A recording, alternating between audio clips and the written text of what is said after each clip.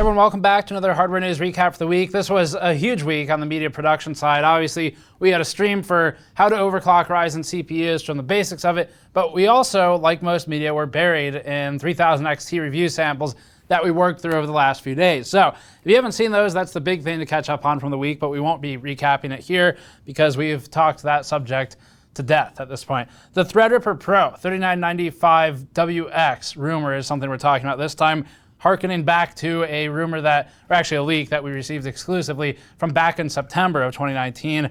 The Atari VCS is apparently a thing that's going to actually exist in some capacity. GTX 1650 rumors, there's discussion about Apple saying goodbye to AMD, not just Intel, discussion about Nvidia dethroning Intel as the most valuable chip maker, in big air quotes there, depending on how you look at them, and more. So that's what we're talking about for this week's news. Before that, this video is brought to you by Gigabyte's Aorus RTX 2080 Ti Extreme.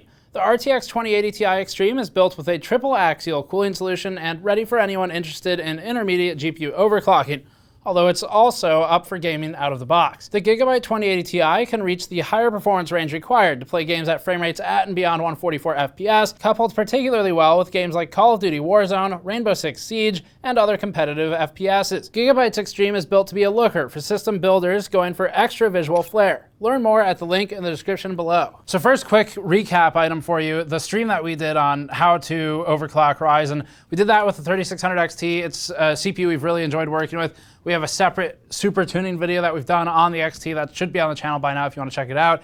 And we're not going to do a stream recap for it. It's basically just a live walkthrough of how we do the process of overclocking. And in that stream, we announced our brand new shirt. So this is now on store.gamersnexus.net. If you want to pick it up, it is a PC component shirt.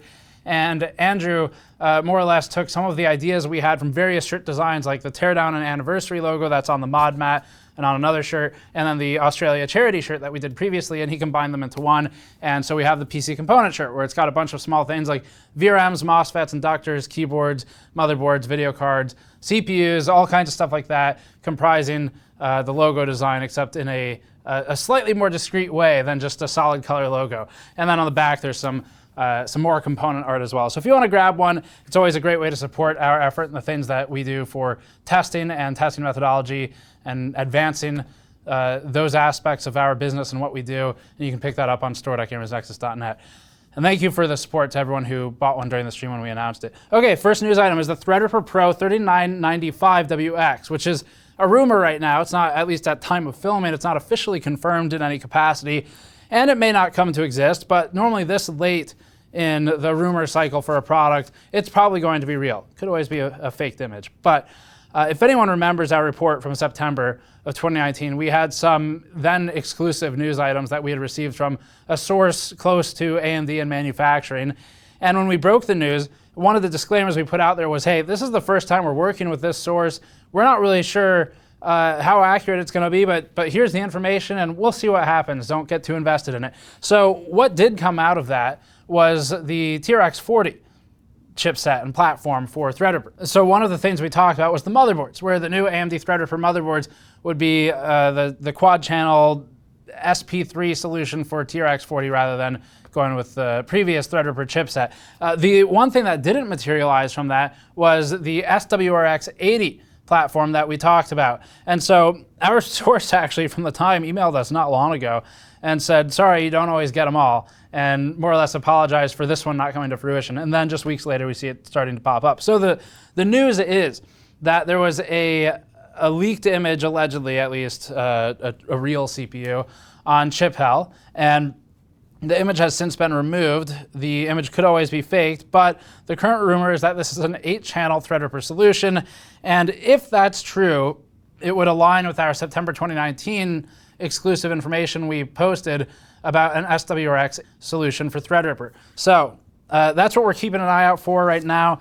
Of course, you could pretty easily Photoshop an image of a CPU, but so we just like to leave that possibility there so that people don't get too invested into rumors. The reason we talk about it's mostly for fun because it's interesting, but don't base too many decisions around it. So that's the current one. It's going to be called the 3995WX if it comes into existence. Next one, Atari VCS. Speaking of things that might not ever materialize, the VCS is apparently set to actually exist in October. The Atari VCS is built in the spirit of the Atari 2600. It's been in discussion for years and years now and was either Kickstarted or Indiegogo funded, but either way crowdsourced for its completion. And recently Atari tweeted out some photos of the first pallet arriving of VCS consoles that they were shipping to initial backers. This is not wholly inspiring just because that's not a lot of devices for the amount of money that they will pop up their crowdfunding page so you can appreciate the amount of money they've received. But not a lot of devices. One of the things that we said, and this applies here too, on Twitter, was that if any of our viewers gets one of those early VCS units before we're able to get one ourselves, if you get one of the first few rounds of VCS units, please contact us, and we will pay twice the price of what they're pre-selling it for, and then we'll send it back to you when we're done. We want to do a teardown and some analysis on it. You can get it back, and we'll even pay extra for it. So that offer is still out there. But anyway, the VCS has been on a long and very controversial road to get to this point. There's a comprehensive timeline of it over on Reddit, actually, if you want to read up on the history of it. Currently, it's set to ship to customers by no later than December 24th, as shipping begins this October. The Atari VCS was originally teased at E3 2017, back when it was called the Atari Box. And, well, things seemed to go off the rails after that. Atari opened up crowdfunding campaigns via Indiegogo and pushed back pre-orders and shipping dates multiple times. In the meantime, Atari was also dipping its feet into other ventures, such as bringing Roller Coaster Tycoon to the Nintendo Switch and building its own Atari chain cryptocurrency, which we covered, among several other ventures. Roller Coaster Tycoon, I think it was Roller Coaster Tycoon Worlds or something, is actually a game that back when we did mostly game stuff still, or at least a lot of it, at one of the PAX events we filmed over the shoulder playing the new Roller Coaster Tycoon game before it came to Switch, obviously several years ago. And that was our most popular video for like that whole month, was showing that. And we've got something of a history of getting really high viewership on games that suddenly die when they come out. So you can always count on us to find the games that look cool and then we'll be commercial failures. But anyway, that ship has sailed at this point. We visited the Atari offices back then in New York to check out other stuff, at which point they erased several things from the whiteboard while I was in the room. The VCS was not one that I can remember being on the board, though. So the console itself underwent several hardware revisions, further delay in production and eventual release. The console was given a bump in memory, going up from 4 gigabytes to 8 gigabytes, and then a decision was made, according to the timelines online, to upgrade the CPU, going from a Bristol Ridge-based APU to one of the Raven Ridge varieties. Details around the CPU are still somewhat vague, other than it's a 14nm APU featuring 2 Zen cores and Radeon Vega graphics, and possibly something semi-custom here, although there likely won't be enough volume for that. AMD probably turn its nose up at this, nor is it within the $3 million budget afforded through the crowdfunding campaign, but we'll see. It's possible. On top of the CPU and the RAM upgrade, the Atari VCS will also come with 32 gigabytes of storage, a custom Linux distro that's called Atari World, Atari's modern controller, as well as other classic Atari things like the joystick. The whole setup should cost $390.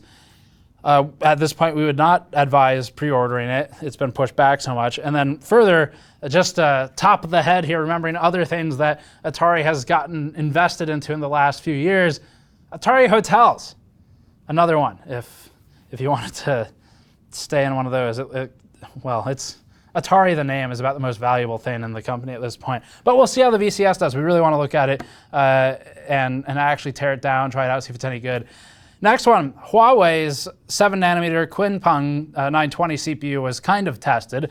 So last year, Huawei announced that it was entering the server market, and it was doing so with its own line of processors that it was known as the Kunpeng 920 series processors. This line of chips is designed in-house by Huawei and HiSilicon, and it's based on the ARM v8 architecture that we've discussed recently. It's aimed at the server market, and the Kunpeng 920 is based on Huawei's own Taishan, I don't know the tones, sorry, just the pronunciation without the tones, Taishan V110 microarchitecture, and is the building block of its Taishan servers. So the Kunpeng 920 line scales up to 64 single-threaded cores, As far as we can tell, those are custom or semi-custom Cortex A72 derivatives, as that's what the Taishan V110 architecture is based on. The Kunpeng 920 chips are built on one of TSMC's 7nm nodes, though exactly which one is not clear. While the 920 line is aimed at servers and the data center, there's at least one SKU that appears destined for consumer PC use. So there's actually a Chinese YouTube channel that got its hands on an 8-core, 8-thread Kunpeng 920 chip and paired it with a Huawei motherboard, and that's going to be the D920S10 motherboard, D920S10. Both of these came in a third-party system, and we'll link the video in our show notes document in the description below if you want to go watch it. Tom's Hardware reported on this video as well and noted that the primary focus of the video is one of software support. So being that the Kunpeng CPUs are ARM-based, any x86 software won't run natively and would require a compatibility layer or an abstraction layer of some kind. That problem is further compounded by the operating system, and that appears to be some forked Linux distro and only supports 64-bit. The user was able to get some things running at 4K resolution, 60 Hz, while using the Yeston RX 550. And you all know how we feel about Yeston, although it wasn't the exact Yeston cute pet card that we have. That said, the user did manage to get a couple of modern benchmarks going in spite of all the difficulties. There was a Blender BMW render test that completed in almost 12 minutes, so not great compared to other people who use that same benchmark. The PC was also able to stream some 4K content, but it did suffer due to poor encoder performance. Further, there was a notation that during 4K streaming, the CPU usage was, quote, not very high. So if you want to check out the video, or if you skim through the Tom's Hardware recap of it, the video seemed to highlight mostly the software and OS compatibility issues, and it did not really get into gaming in any meaningful way. So this was more about PC usability out of the box in other environments. These kinds of tests do offer a glimpse into some of the challenges that new CPU makers face. And doesn't matter what country the CPU makers are from. Right now, if you want to make a CPU that competes with AMD or Intel in any fashion, and you're trying to appeal to a wider audience, you need that x86 licensing. And x86, x64, Intel and AMD cross-license with each other. VIA has a license for x86, and there's a whole series we talk about there about the Jiaoshin CPUs that are really interesting. So we covered their CPUs previously, where there actually is an x86 license, and we could install Windows and use it somewhat traditionally. It wasn't particularly powerful, but there are new CPUs coming out. So there's going to be plenty of competition amongst these smaller chip makers, especially as they start to try and take some of the market in China. Part of the interest here from them, other than potentially state-backed interests, is also a move to support the Chinese government, because the Chinese government has some rules and regulations we reported on previously not too long ago, where the government is trying to move away for any official government work systems from foreign technologies. That'd be Intel AMD-based systems, and moving towards its own technology. So there's a lot of interest there where companies are now competing for that market, and that's where you get things like the Jiaoshin CPU and this potentially Huawei option, although it's a bit of a different type of CPU. That's where you start seeing some of the competition popping up. And of course, with this type of technology, CPUs are hard to make. You expect to see poor performance initially. It's really a question of how quickly do they ramp. Can they get up into competitive grading versus the incumbents in a short amount of time. Next up, a news story, unfortunately, about MSI's CEO passing away. So we learned this week, unfortunately, that MSI's president and CEO, Charles Qian, passed away at the age of 56. In our version of reporting on this story, we won't be going into any details on the circumstances out of respect for the family, colleagues, and friends, but we will report on some of the basics. So Qian had been with MSI for 20 years before taking up the mantle of CEO and president. Previously, he headed up the company's desktop computing segment, being responsible for MSI's foray into gaming-focused motherboards and graphics cards, where MSI over the last few years has seen significant success compared to many of the years prior. As CEO, Qian spoke rather candidly on topics such as Intel CPU shortages and the US-China trade war. Now, I haven't personally met or really spoken with Qian directly, but we have seen him at several MSI corporate events, press announcements, things like that, often at trade shows like Computex. And definitely there is a lot of truth to how candidly he spoke about topics. So you look at some of the media reports over the years, And MSI is often the source of a lot of the controversial stories about its partners, being Intel, AMD, Nvidia, because MSI just doesn't quite seem to have that same fear of retribution of its larger silicon providing partners as some of the other partners do in this space. MSI did provide a statement to Tom's Hardware. The statement reads, quote, "Earlier today, MSI GM and CEO Charles Qian passed away. Having been part of the company for more than 20 years, he made outstanding contributions and was admired by his colleagues. Mr. Qian was a respected leader in the MSI family and helped pave the way for the brand's success. We are all deeply saddened by the news and are mourning the loss of Mr. Qian. He will be deeply missed by the entire team." The next news item is about 1650s and the GDDR6 version using both Volta and Turing encoders. If Nvidia's product line weren't confusing enough already, it's working on that. It's trying to get up there into the ranks of Intel, for example, with its product lines. So as it relates to the 1650, things have gotten increasingly convoluted over the last several months. First, the old news, Nvidia's GTX 1650 line was, well, historically, it used the older NVENC encoder. It also wasn't particularly good, the 1650 in general, when it launched. This has been a point of contention among users of the card, and even despite the multiple refreshes since then, like moving to GDDR6, the 1650 line retained the Volta encoder. With the most recent refresh, the TU-106-125, rumors notwithstanding that we reported on last week, the newer TU-106-based GTX 1650 cards seem to be using the Turing NVENC encoder, or at least some of them do. Nvidia's product page actually lists the 1650 GDDR6 as coming with either Volta or Turing, in quotes, in regards to the encoder. So it appears the die type will dictate what encoder the card uses. Upon closer inspection, down in the fine print where we often find these things, Nvidia's notes read the following, quote, "TU-117 GPUs have Volta encoder, TU-106 or 116 GPUs have the Turing encoder. Check with the manufacturer for the exact model." So if you're in the market for a 1650 with GDDR6, it may be worth trying to identify the die type if the encoder variant is important to you. The encoder variant will impact things like, for example, if you do any kind of game streaming and you don't want the load on the CPU, you'd like to push to the GPU. NVEncoder is actually extremely good at keeping up with things like live streaming at the levels of quality that you'd want for Twitch or YouTube. In fact, it's often better in terms of the efficiency, and even the quality is completely acceptable despite a lot of the early conjecture about GPU-based quality for things like live encoding. There was a lot of debate about that in the early days, and NVEncoder at this point is actually extremely good and powerful at what it does for that. So if that's something you care about in this level of GPU, maybe you're just only buying it for the encoder, you just want a cheap NVEncoder card in the system, make sure you check what die is being used on the model that you purchased. In the same sense, the 2060 and its follow-up dies, which were 2080 with some things fused off, but not all of them, as we reported on and in some cases discovered, that would be another one where you need to check on a unit-by-unit basis. So as an example, the 2060 KO, when we checked with EVGA at the time, was guaranteed, at least for the foreseeable future, and we haven't received any indication contrary to this, that it would continue to use the 2080 die that was fused off,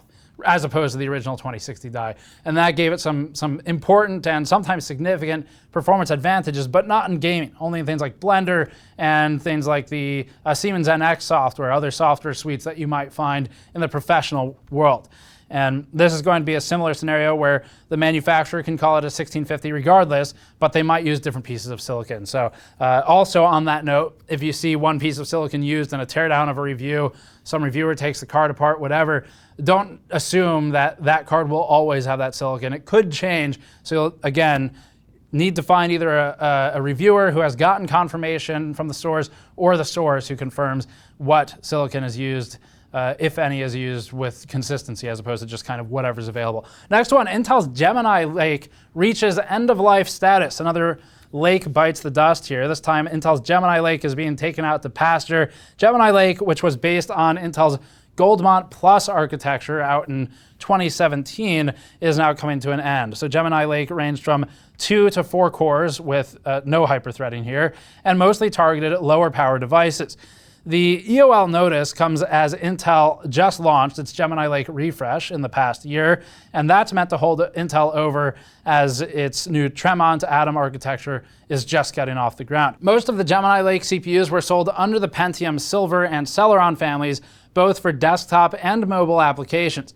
Under the EOL transition, customers will have either until October 23rd or January 22nd to place final orders, depending on the SKU.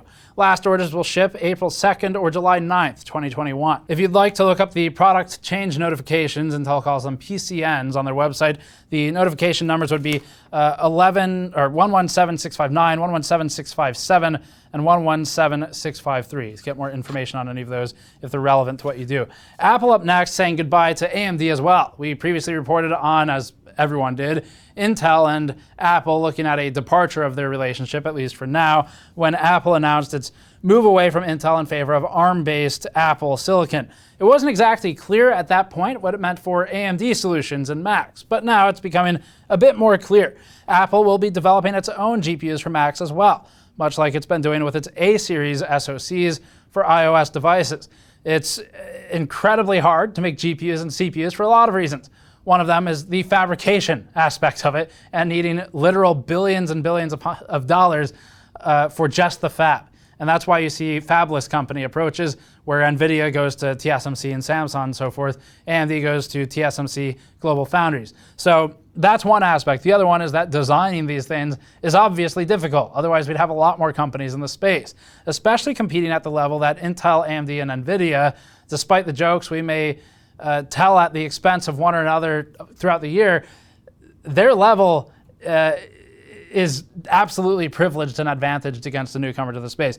Apple, though, is, like it or not, one of the most powerful companies in the technology world and makes obscene revenue and profits.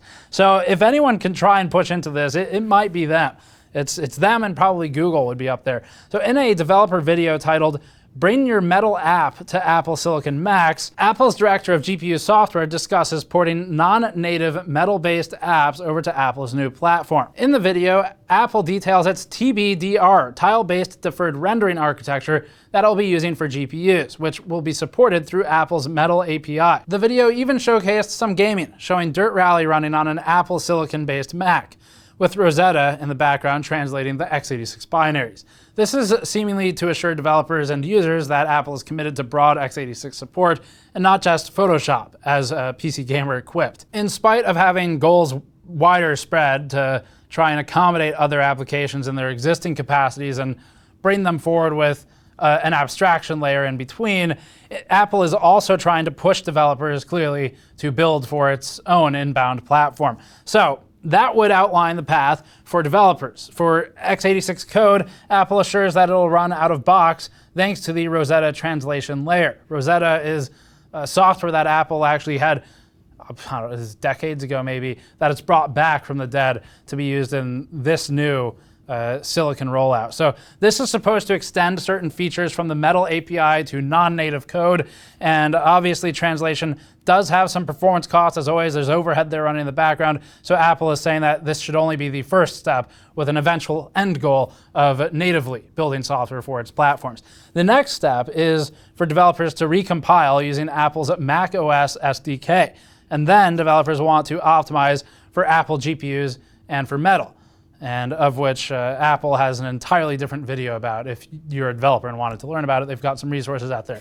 Apple seems to think that this will all be worth it at this point, and given how large the company is, what's millions of dollars or even billions at this point to throw at something that might get you into building your own silicon, increasing your margin, and getting away from the hazards of companies potentially stagnating on what they're providing you. Apple is convinced that it can unlock better power and efficiency with its own in-house designed GPUs, and we won't have to wait terribly long to see what Apple is cooking up here, as it will bring its first ARM-based Macs to market towards the end of the year.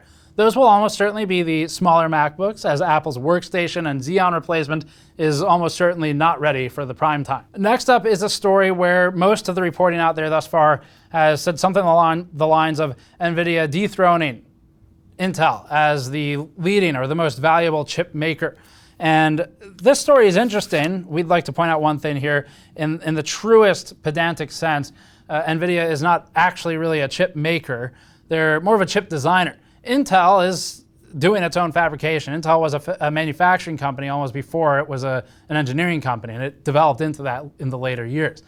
AMD, as an example, went fabless a long time ago and started working with global foundries, TSMC, and has obviously built out from there. And Nvidia works with TSMC, Samsung, and others to build its silicon products as well. So they're not really a chip maker, but we get the intention. Reuters reported on this one and noted that Nvidia's stock has been steadily rising, moving up to an additional 2.3% higher earlier this week for a record of $404. This puts Nvidia's market cap at $248 billion, which is about $2 billion above that of Intel, who is sitting at $246 billion at the time of writing.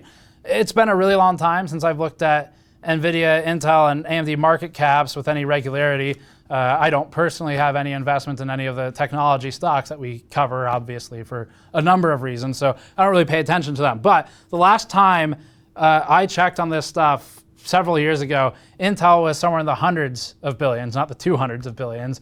It was in the mid hundreds. And if memory serves, Nvidia was closer to 50, 60 billion. So ARM at the time that I looked at this was about 16 billion. AMD was somewhere 8 or 9. So that tells you how long ago it was. But that's a significant move now for Nvidia to be at a market cap of 248 billion. Now, Reuters further noted that while Intel's stock had dropped 3% this year, Nvidia's has actually increased at this point by 68%, which, according to analysts who apparently know things about the stock market, is due to the data center and the surge of remote work in the last several months. The report suggests that Nvidia has also made better plays at diversifying its business, while Intel has notoriously struggled with manufacturing and supply chain woes. However, Nvidia's sales still pale in comparison to Intel's. Quote, analysts on average see Nvidia's revenue rising 34% in its current fiscal year to $14.6 billion, while analysts expect Intel's 2020 revenue to increase 2.5% to $73.8 billion, according to Refinitiv. Last up, Heritage Auctions emailed us about a kind of fun story. So if you are wealthy and lately you've been thinking, you know what, I really wish I had something I could spend $114,000 on. Unfortunately, you missed the boat for the opportunity to buy Super Mario Bros. From 1985 in its new in box sealed cartridge edition, including the original hang tab. This went up for auction just over the past week or so, and it's a 1985 edition of the game. The auction went through 28 attempted bids before landing on the 29th winning bid of 114 grand. And according to Heritage, this is the most money ever paid for a video game at public auction. It indicated that the previous high record holder was 1987's Mega Man, also sealed, sold for $75,000 USD in 2019. The fact that this Super Mario Bros. Cartridge still had its hang tab tells us that this is maybe some kind of new old stock that some unfortunate game store closed in the 80s, was never able to sell it. Maybe it sat in the owner's basement for a number of years before being passed around and eventually becoming worth over $100,000, at least based on this auction. So it's every now and then you see video games breaking into more of the mainstream discussion like that. But we look forward to a future where Steam accounts are sold for the earliest to lowest ID numbers for millions of dollars. Or those old press accounts where they just gave you access to the entire Steam store. Some of those are still out there. So that's it for this one. Thanks for watching. You can go to store.gamersnexus.net to support us directly, like by buying one of our brand new PC component shirts. We have them available from extra small up to 6X in cotton, and we've got, I think it's up to 4X in tri-blend if you like an athletic fit and material. Or you can go to patreon.com/gamersnexus. Thanks for watching. Subscribe for more. We'll see you all next time.